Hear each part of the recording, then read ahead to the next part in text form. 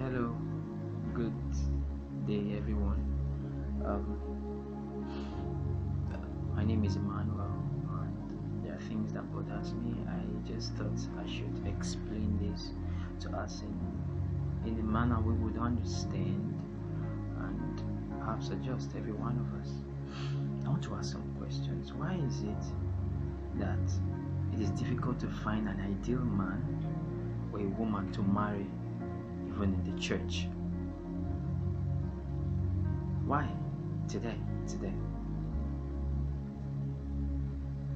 Why do Christians leave Jesus?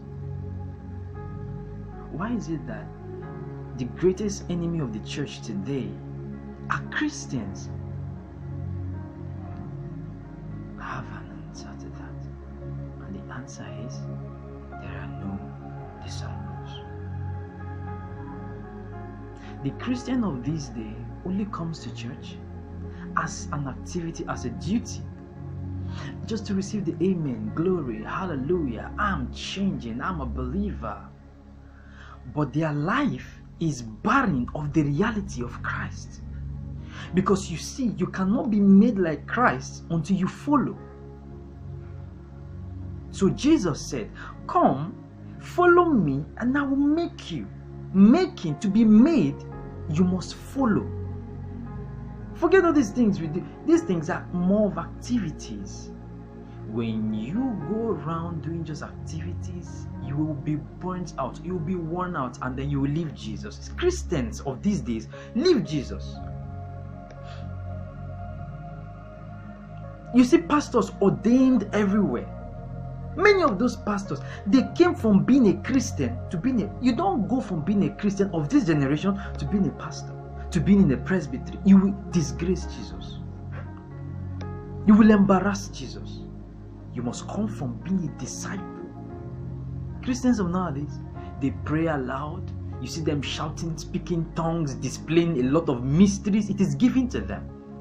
But the essence of mysteries is not given to you to have puffed up knowledge. So we now have a generation who just listen to truth, but their life denies the power.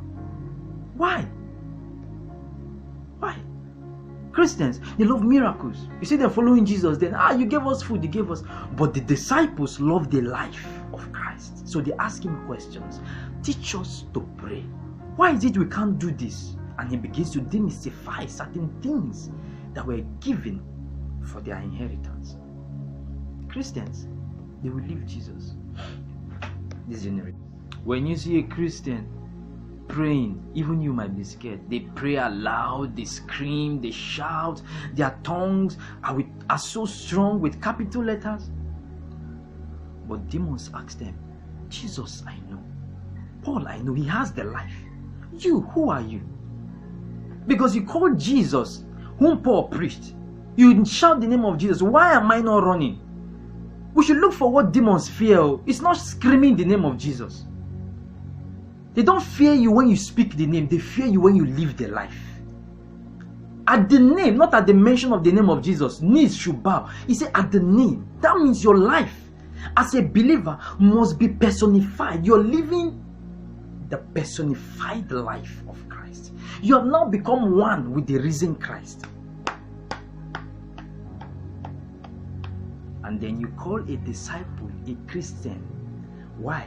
Because he has been personified as Christ, not as this Christian of this generation. These ones, they will destroy your life. They will. Who are the people that steal more money? Who are the people that cheat? They are in church. They are seated there. Now, don't get me wrong. I want to salute all the fathers, all the veterans who have done a lot of job in the Christendom of this our generation in Nigeria. Nevertheless, there are still work to be done. Because when these fathers leave, what we have now are just chaffs. Oh my goodness, what's going to happen to the next generation of Christians? That's why I want to beg the fathers and the leaders, please, much more than blessing lives now. You know how you were raised men. There's a difference between affecting lives and raising men. When you affect lives, they keep screaming, Hosanna, Hosanna. But when persecution comes, they leave you. That's why they leave Jesus. God, Jesus did not just tell us. He didn't ask us to go and make Christians. He asked us to go and make disciples. It is people that should see them and call them Christians. Why? Because they have the life of Christ. Christ-like. Christo. Christians. The life, I said, must be done when you follow. So Jesus kept the principle. Somebody is telling you, my spiritual father is God. You are joking. God is the source of everything. But he has set things in order. For you to be born in the flesh, you must come through a man. For you to be born in the spirit, you must be born by a man. So you hear Paul saying, Timothy, my son. Is he a fool? Titus, my son.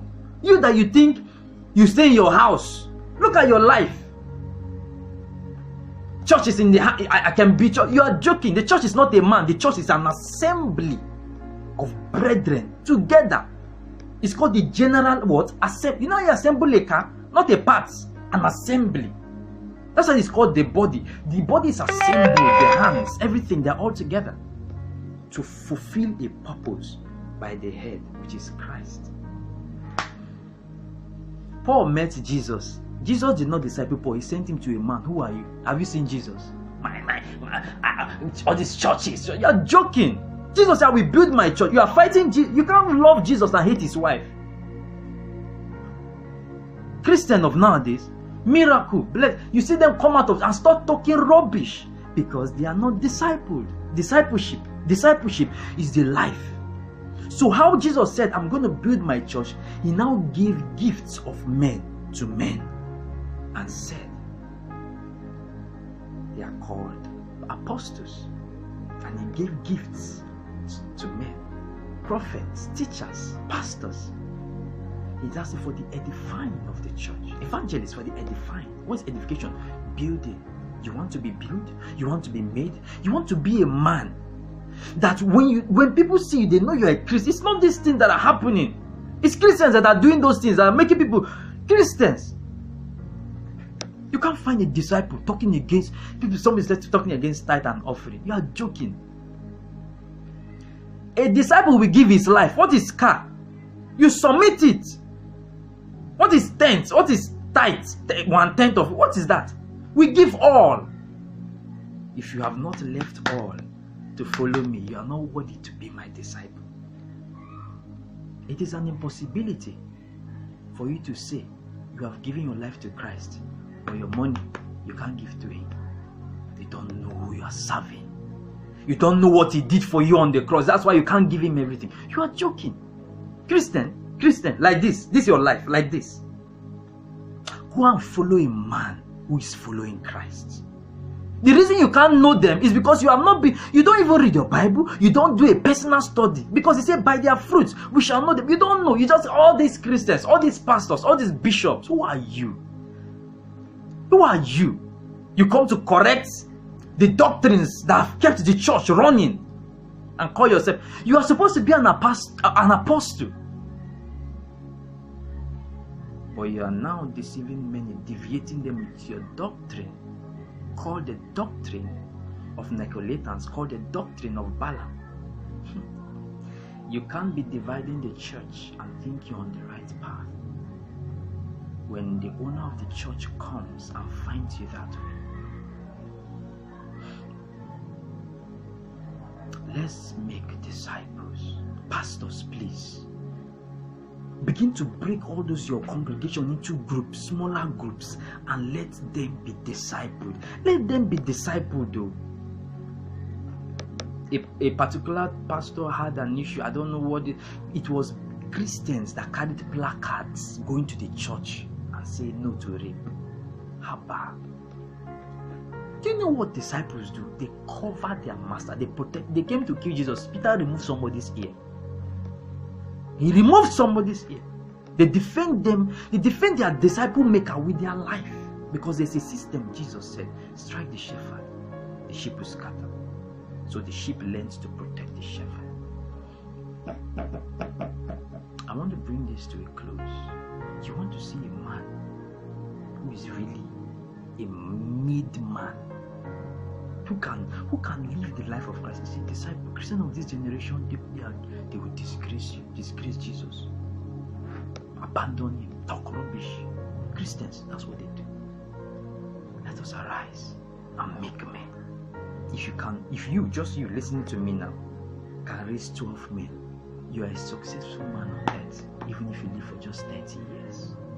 Because from the realm of eternity, the way they calculate success is not the way you calculate success here, by all the things you have amassed. They calculate success by the lives you have made. All those ones talking against the church and against men of God, I wonder, these guys have raised men.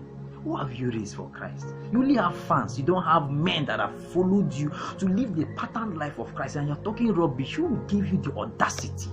Who gave you the right to talk against the church? Talk against the men he himself ordained over the church? Who are you? Did you ordain them? Even if they are misbehaving, is it you that ordained them? They have a master who is going to judge. You live your life. Go and do where are your works? Where are the works of righteousness? Where are the works of men you have built? You have not built anything, and you are coming to talk. Who gave you the right? Who art thou? Go and give your life to Christ and be a Christian, my friend. Be a Christian and be discipled. Please, let's disciple men. Look at what is happening now. Let's disciple men and women. We don't even have wives to marry. We're looking for a wife. Now you have a Jezebel, a movement they call human rights and femininity and whatever. Jezebelic movement. Let's raise men, and we'll find men who are godly. Men who are making noise, pray. If they pray here, empty sounding brass, no life, making noise. Let's raise men. Let's go back to the beginning, how it used to be. Jesus raised men. Who have you raised?